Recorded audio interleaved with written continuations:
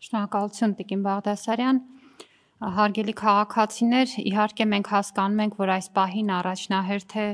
Լեռնային Ղարաբաղից բռնի տեղահանված ընտանիքների կեցության, բուժօգնության, սննդով ապահովման ծրագրերը, սակայն կրթության իրավունքը նույնպես առաջնային է եւ մենք պետք է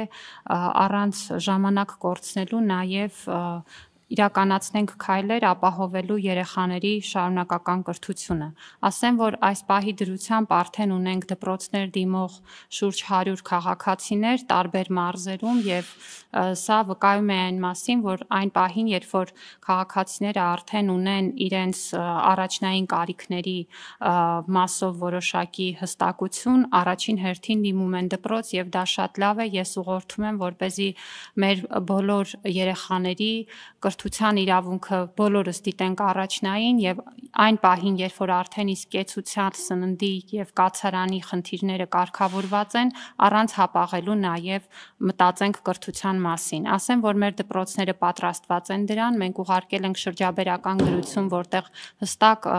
հրահանգներ ենք տվել, թե ինչպես պետք է կազմակերպվի գործընթացը, մասնավորապես ուզում եմ տեղեկացնել, որ որևէ փաստաթղթային խոչընդոտ չի լինի եւ այն ժամանակահատվածում, երբ որ երեխաները կլինեն դպրոցում, ապա առանց որևէ լրացուցիչ փաստաթղթեր պահանջելու նրանց ընդունումը դպրոց տեղի կունենա։ Միևնույն ժամանակ կարգավորումներ ենք նախատեսել նաև բոլոր այն դեպքերի համար, երբ որ երեխաները կունենան հավելյալ աջակցության կարիք, որովհետև բոլորս հասկանում ենք, որ նրանք անցել են բարդ հոգեբանական դրության փորձությունների միջով եւ կրթության գործընթացը արդյունավետ լինելու համար նաև պետք է դառնա այն դրական ու ապահով միջավայրը, որը կստեղծի նաև սովորելու հնարավորություն։ Եվ այդ աշխատանքը անելու ենք ոլորտում գործող մասնագիտացված կառույցների հետ։ Գիտեք, որ մենք ունենք տարածքային մանկավարժահոգեբանական աջակցության կենտրոններ, բոլոր մասնագետները պատրաստ են։ Եկող շաբաթվանից մենք կմեկնարկենք նաև վերապատրաստման ծրագրեր ուսուցիչների համար, աջակցելու նրանց այս իրավիճակում նաև կարողանալ համապատասխան միջավայր ձևավորել երեխաների համար։ Իհարկե կարծում եմ, որ մեր բոլոր դպրոցները, բոլոր ուսուցիչները եւ սովորողները այդ ջերմությամբ, հոգատարությամբ կընդունեն ցանկացած երեխայի, յուրաքանչյուր երեխայի, ով այսօր այս դժվարին իրավիճակում հայտնվում է մեր դպրոցներում։ Ուզում եմ նաև տեղեկացնել, որ իրականում երեխաների թիվը մեծ է եւ մենք արդեն այս պահին հաշվառված քաղաքացիների համադրությամբ կարող ենք ասել, որ ամեն երրորդը երեխա է Հայաստան մուտք գործող Լեռնային Ղարաբաղից բռնի տեղահանված մարդկանցից ամեն երրորդը անչափահաս է եւ բնականաբար սա նշանակում է, որ մենք դպրոցներում շատ անելիք կունենանք այս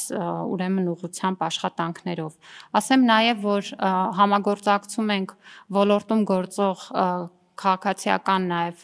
հասարակության ակտիվ կազմակերպությունների հետ եւ նաև հավելյալ ծրագրեր ենք ունենալու, որոնք կվերաբերեն թե հավելյալ կրթական աջակցությանը, որովհետեւ երեխաները որոշակի process դուրս են մնացել կրթական գործընթացից եւ կարող են ունենալ նաև հավելյալ կրթական դասընթացների կարիք, որը կկազմակերպվի հատկապես ավարտական դասարանների երեխաների համար, որպեսզի նրանք հասցնեն պատշաճ պատրաստվել իրենց այս տարվա կարևոր անելիքներին, ինչպես նաև պլանավորում ենք նաև առանձին ծրագիր ունենալ Լեռնային Ղարաբաղից